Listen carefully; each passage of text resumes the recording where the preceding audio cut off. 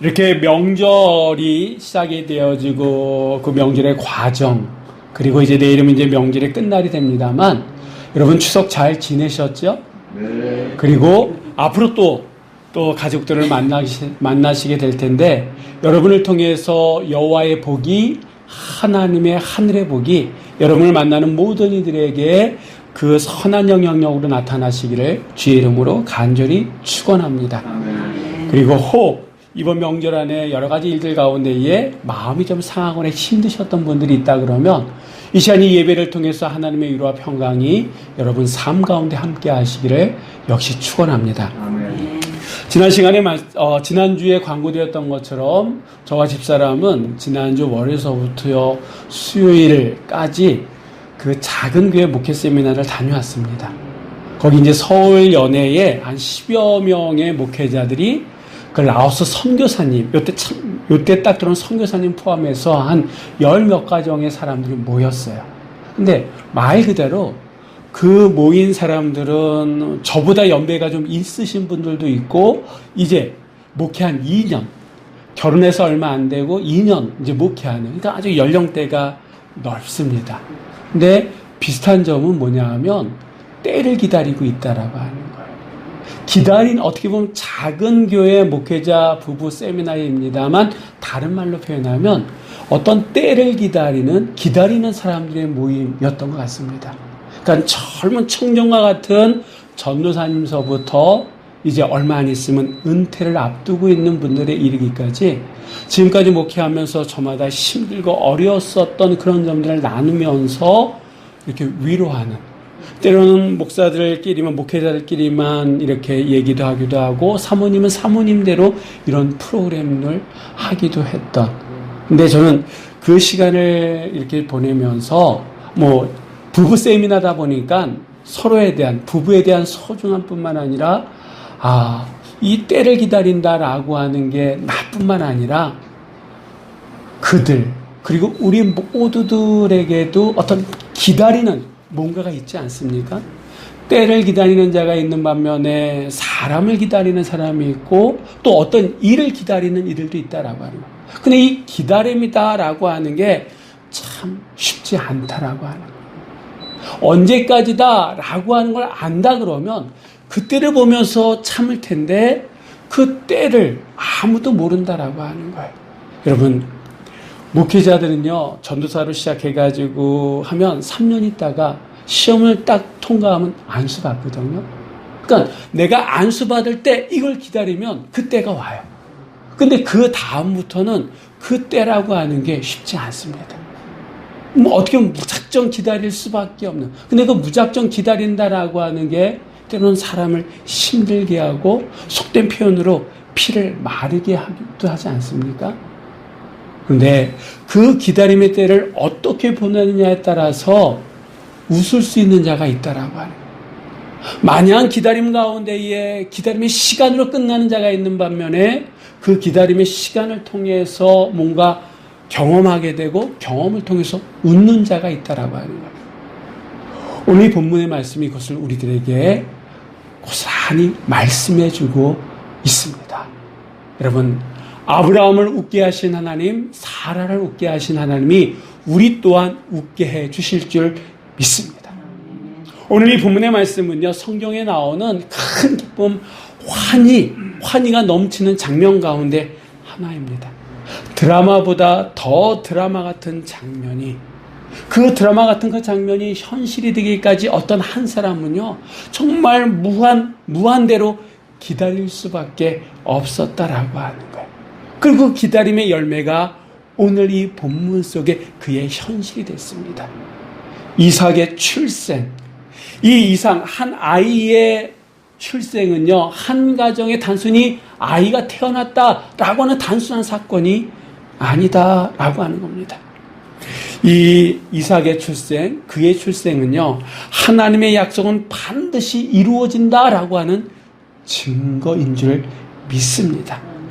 또한 이 이삭의 출생은요, 아브라함에게는 긴 기다림의 시간 동안 하나님의 사람으로 놀랍게 빚어지는 과정 가운데 주어지는 축복이다라고 하는 겁니다. 오늘 우리는 이 본문의 말씀을 통해서 하나님의 약속이 성취되기까지 기다리는 자들에게 어떤 축복이 임하는지 같이 봤으면 좋겠습니다.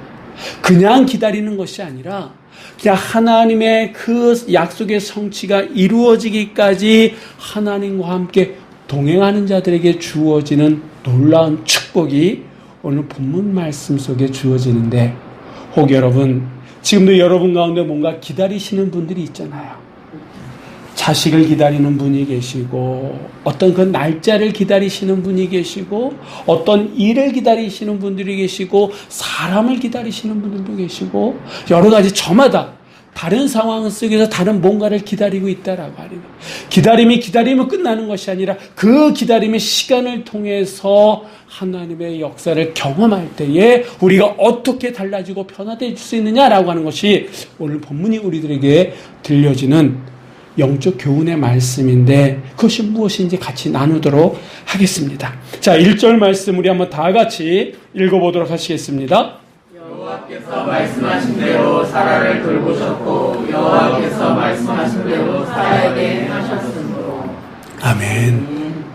오늘 이 본문의 이 말씀은요, 한 개인에게 그리고 우리들에게 엄청난 기쁨, 환희를 주는 이 이삭의 출생이 시작이 어디서부터 시작됐는지를 우리들에게 분명히 말씀해 주고 있습니다.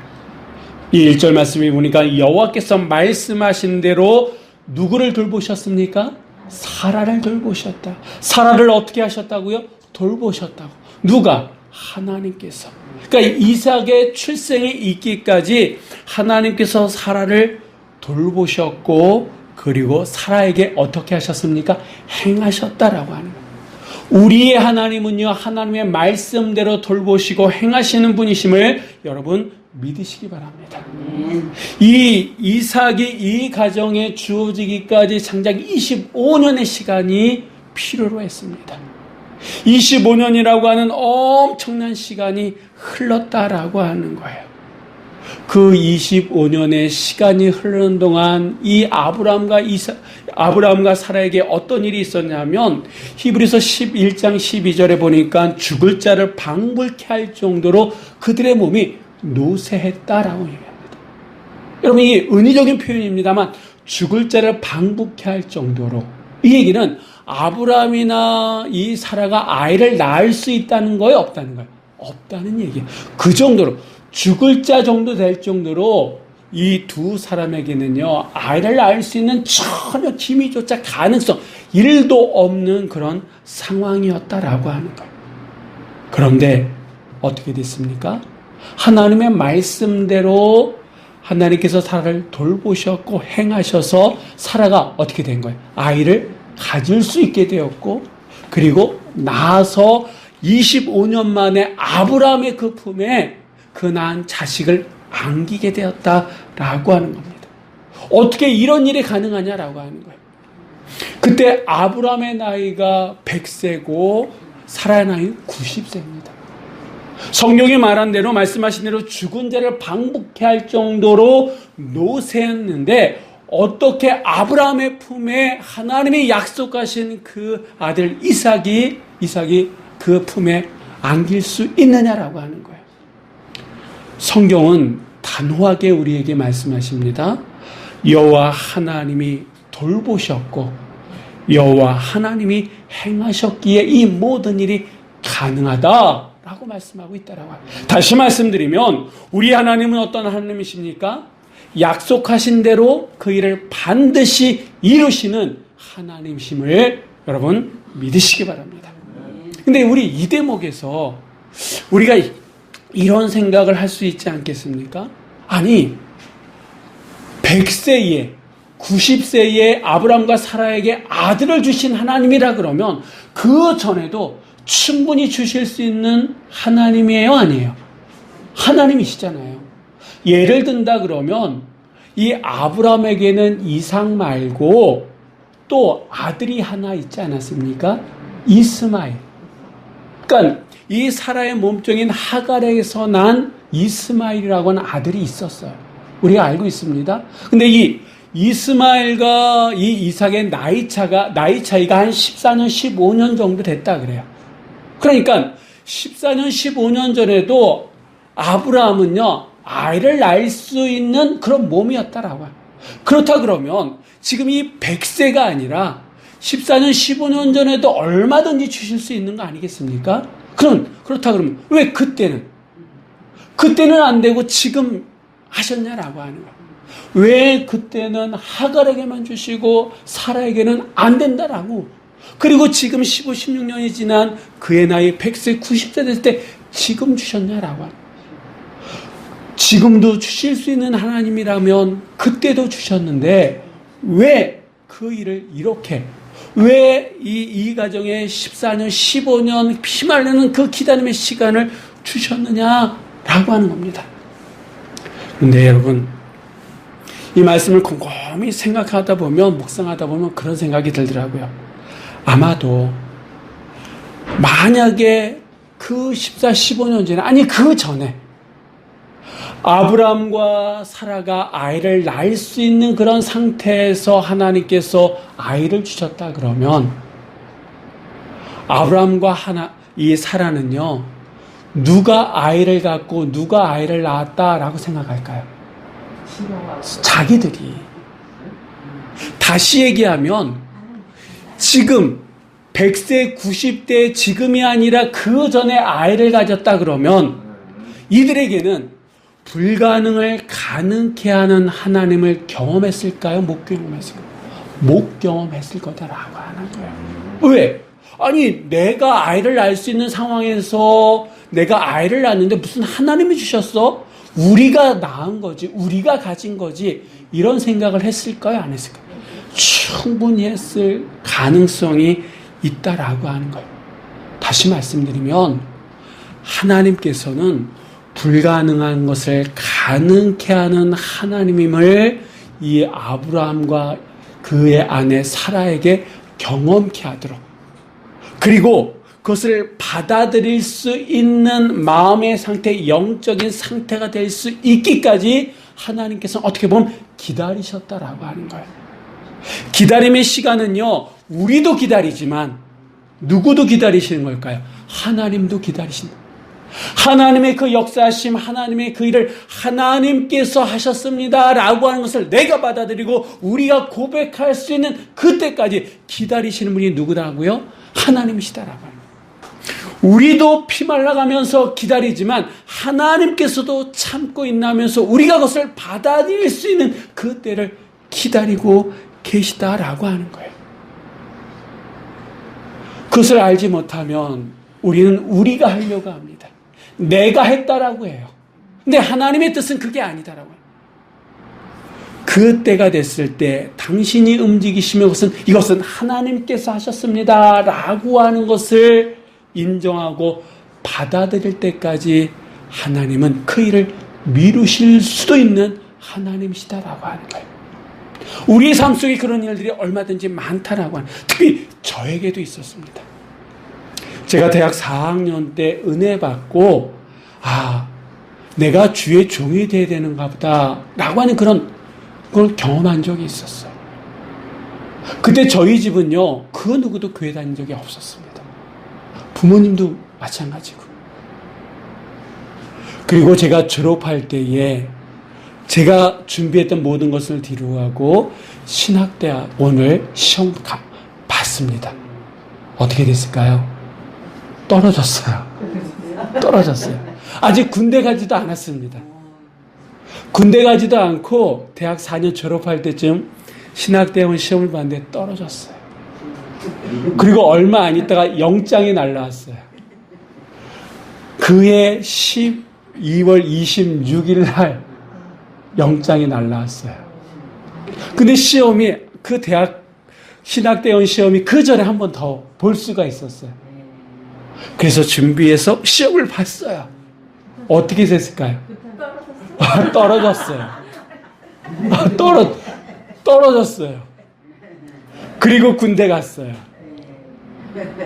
그리고 군대에서 군대 생활하면서 제가 1월 25일인가 그때 1월 20일 날 제대를 하고 1월 25일인가 신학대원 시험을 3번째 봤어요. 어떻게 됐을까요? 네, 그때는 붙었어요. 그래서 제가 아니 하나님 어차피 이렇게 붙여주실 바에는 그 졸업할 때 붙여주시면 얼마나 좋습니까? 그러면 저희 부모님도 좀 전도할 수 있는 계기가 되고 저도 다른 사람에게 좀 이렇게 면을 좀 쓸 텐데 왜 지금에야 그때 들었던 제 생각이 바로 이거였어요. 만약에 네가 대학 4학년 때 군대 가기 전에 시험 봐서 합격했다 그러면 네가 합격했다 그랬지 않았겠느냐. 네 힘으로 들어갔다 그러지 않았겠느냐. 그런데 제 군대 생활하고 제대 5일 만에 시험 봤는데 붙었거든요. 한참 머리가 팽팽 돌아갈 때는 떨어졌는데 군대 생활하고 이제 5일 만에 제대하고 붙었거든요. 그러면 그거 네가 붙은 거냐? 저도 5일 만에 시험 봤는데 이게 될까라고 했거든요. 그럼 누가 붙여주신 거예요? 하나님께서 붙여주신 거죠. 내가 아이를 낳고 내가 임신했을 때 내가 가지면 이건 내가 낳은 거야. 근데 죽을 자를 방북해 할 정도로 몸이 노쇠했을 때 이건 누가 주신 거라고요? 하나님께서. 그러니까 우리도 기다리지만 누구도 기다리신다고요? 하나님도 기다리신다라고 하는 거예요. 하나님의 일로 우리가 받아들이고 고백할 때까지 무한 기다리시는 분이 바로 하나님이시다라고 하는 거예요. 우리의 모든 소망이 끊어졌을 때에 누가 일하십니까? 하나님께서 놀라운 은혜로 그 일들을 해나가시는 줄 믿으시기 바랍니다. 아이를 낳을 수 없는 그런 상황 가운데 하나님께서는 그 가정에 아이를 주셨어요. 그래서 믿음의 조상으로 열국의 어머니로 아브라함과 사라를 세워주신 줄 믿습니다. 하나님께서 약속하신 것을 반드시 이루시는 분이다라고 하는 거예요. 그것을 믿고 기다리는 자들에게 믿음의 사람으로 성숙해 갈 수 있도록 그들의 삶을 이끌어 가시는 분이 누구십니까? 바로 하나님이신 줄 믿습니다. 하나님께서 여러분의 뭔가를 약속하셨습니까? 약속하셨고 그것을 이끌어 갈 때에 우리의 믿음을 성숙해 가도록 이끌어 주시는 분이 바로 하나님이신 줄 믿습니다. 그러기에 우리가 그 하나님의 약속을 믿고 그 하나님의 때를 기다려야 된다라고 하는 거예요. 그 하나님의 약속을 믿고 기다릴 때 우리는 믿음의 사람으로 하나님께서 아브라함을 빚어가셨던 것처럼 우리 한 사람 한 사람을 빚어가 주실 줄 믿으시기 바랍니다. 계속해서 우리 한번 3절 4절의 말씀 읽도록 하시겠습니다. 아브라함이 그에게 태어난 아들 곧 사라가 자기에게 낳은 아들을 이름하여 이삭이라 하였고 그 아들 이삭이 난 지 8년 만에 그가 하나님이 명령하신 대로 할례를 행하였더라. 아멘. 아멘. 여러분 25년 만에 아이를 품에 안았어요. 그 지난 25년 동안 이 아브라함과 사라는요, 만약에 우리가 아이를 낳는다 그러면 그 아이의 이름을 어떻게 할까? 아들이면 이 이름을 지어줄까? 저 이름을 지어줄까? 딸이면 이름이 이쁠 텐데 이름이 어떨 때 그런 생각 했을까요? 안 했을까요? 했겠죠. 최소 지난 10달 동안 사라의 뱃속에 이 아이를 품고 있는 동안 정말 끊임없이 아이의 이름에 대한 생각을 했었을 거예요. 때로는 주변의 사람들에게 여러분 보세요. 우리가 드디어 이제 아이를 가졌는데 무슨 이름을 지어줄지 한번 생각해 봐요. 좋은 이름 좀 추천해 달라고 그렇게 했을까요? 안 했을까요? 했었을지도. 그런데 그 어떤 이름이 아니라 이 아브라함은 태어난 그 아이에게 이름을 뭐라고 지어줬습니까? 이삭이라고 하는, 이삭이라고 하는 웃음이라고 하는 뜻을 담고 있는 그 이삭이라고 하는 이름을 지어줬더라고. 왜? 이유가 있습니다. 우리 한번 말씀을 보겠습니다. 창세기 17장 19절의 말씀 우리 한번 다 같이 읽어보도록 하겠습니다. 하나님이 이르시되 아니라 내 아내 사라가 내게 아들을 낳으리니 너는 그 이름을 이삭이라 하라. 내가 그와 내 언약을 세우리니 그의 후손에게 영원한 언약이 되리라. 아멘. 아멘. 이 이삭이라고 하는 이름은 누가 지어주신 이름이에요? 하나님께서 태중에, 아니 이 아이를 갖기 전서부터 지어준 이름이다라고 하는 거예요.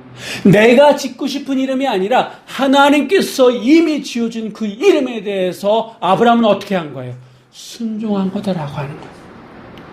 자, 그리고 우리가 읽은 말씀 가운데에 이 이삭이 태어난 지 8일 만에 할례를 시킵니다. 그럼 이제 태어난 지 8일밖에 안 된 아이예요. 그 8일밖에 안 된 그 아이 몸에 칼을 댄다라고 하는 게 쉬운 일입니까? 아니죠. 25년 만에 얻은 아이인데 그 아이의 그 몸에 칼을 댄다라고 하는 거, 이거 쉬운 일 아니잖아요. 그런데 아브라함은 그렇게 합니다. 어떻게 보면 할 수밖에 없었어요. 눈물을 머금고 그 아이의 몸에 칼을 댑니다. 왜? 이유가 있다라고 하는 거예요. 창세기 17장 12절의 말씀을 한번 다 같이 읽겠습니다. 너희는 대대로 모든 남자는 집에서 난 자나 또는 너희 자손이 아니라 이방 사람에게서 돈으로 산 자를 막론하고 난지 8일 만에 할례를 받을 것이라. 아멘. 난지 8일 만에 할례를 시키는 거 이 아브라함이 하고 싶은 거예요? 아니요. 그런데 누가 원하시는 거예요?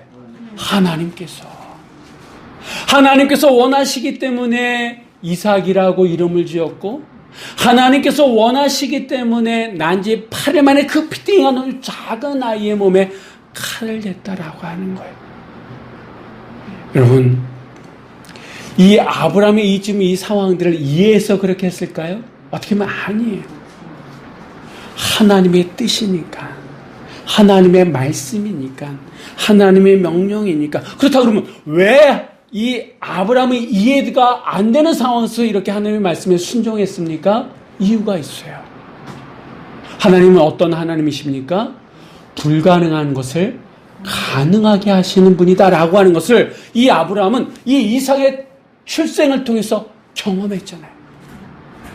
그러니까 그 경험한 아브라함의 입장에서는 하나님의 말씀에 순종할 수밖에 없었다라고 하는 거예요. 근데 우리가 아는 것처럼 원래 이 아브라함은 이 정도로 하나님의 말씀에 항상 순종했던 사람은 아니다라고 합니다. 무슨 말이냐? 하나님께서 그동안 아브라함이 살고 있었던 그 갈대아 우르를 떠나라 말씀하시면서 내가 내게 지시할 땅으로 가라 말씀하시죠. 아브라함은 그래서 떠났잖아요.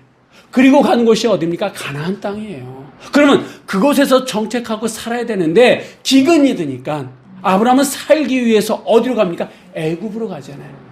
이 애굽으로 가는 거 하나님의 뜻이 아니에요. 그냥 여기서 정착해서 살아가는 게 하나님의 뜻인데 그는 순종하지 않고 애굽으로 내려갑니다. 애굽으로 내려서 어떤 일이 있습니까? 그 애굽의 바로가 그 사라가 너무 이쁘니까 어떻게 해보려고 그걸 미리 알고 누이라고 속이잖아요. 그런 일이 있었다라고 하는 겁니다.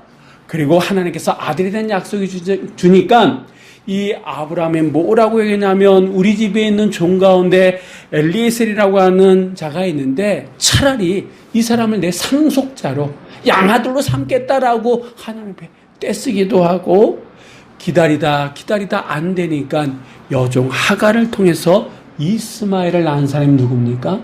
이 아브라함이에요. 그동안 하나님께서 말씀하시기에 듣는 척하면서도 딴짓했던 사람이 이 아브라함이었다라고 하는 거예요.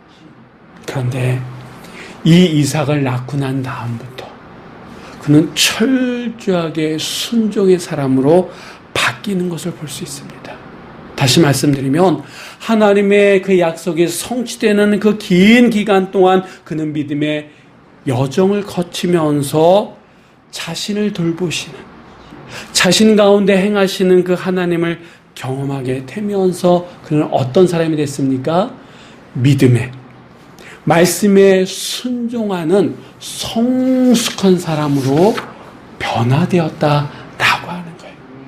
더 나아가서는 창세기 22장에 보니까 어떤 사건이 나오냐면 어느 날 하나님께서 아브라함에 나타나셔서 내가 너에게 준 그 아들을 저 모리아 땅 한산에 가서 번제물로 바쳐라 라고 말씀하십니다.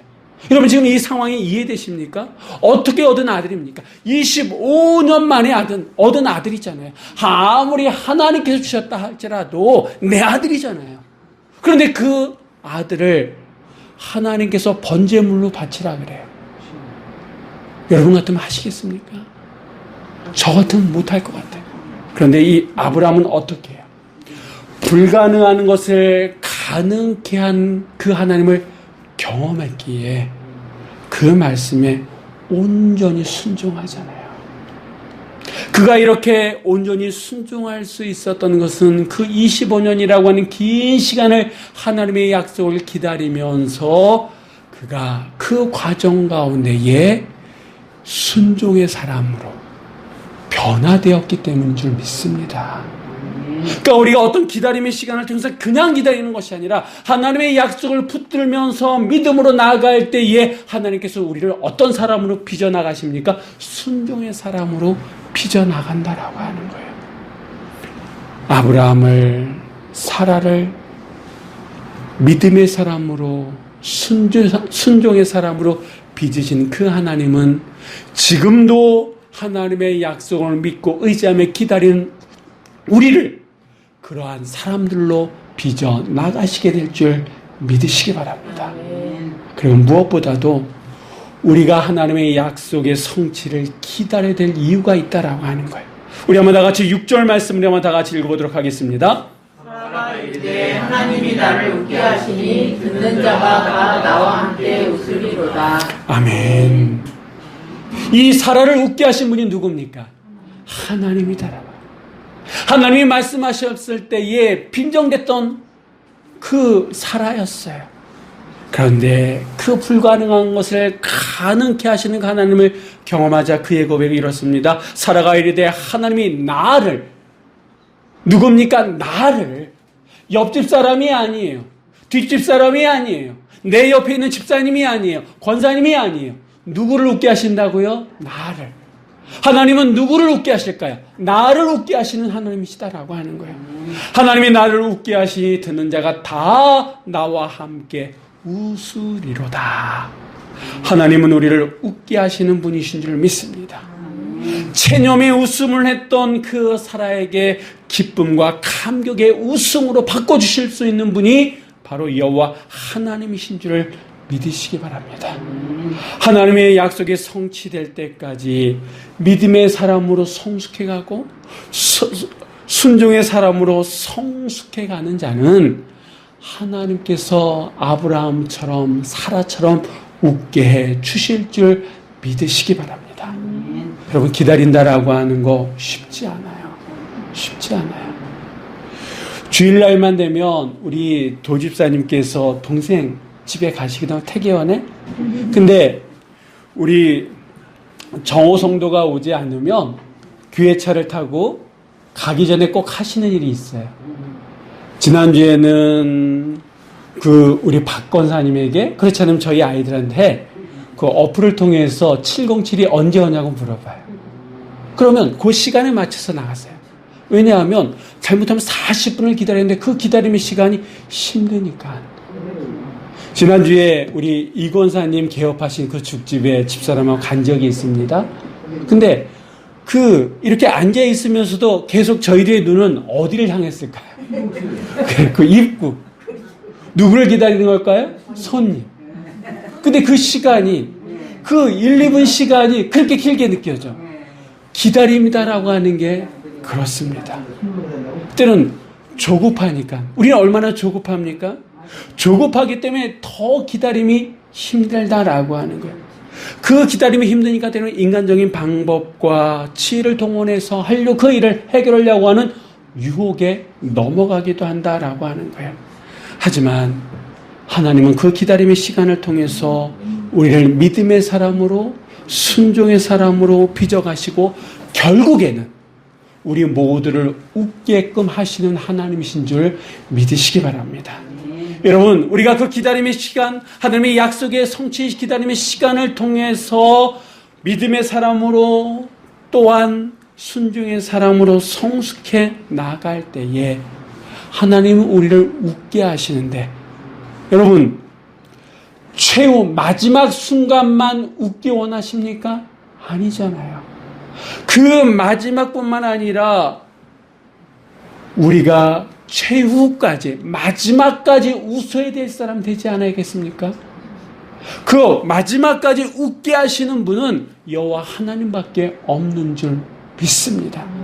그러기에 우리가 기다림의 시간을 통해서 믿음의 사람으로 거듭나야 된다라고, 순종의 사람으로 거듭나야 된다라고 하는 거예요. 우리가 믿음의 사람으로, 순종의 사람으로 빚어갈 때에, 하나님이 우리를 빚어주실 때 우리는 웃게 될 때인데, 마지막에 웃는 것이 아니라 마지막까지 웃는 주의 백성이 될 줄 믿습니다. 이번 한 주간 이제 오늘부터 시작됐어요.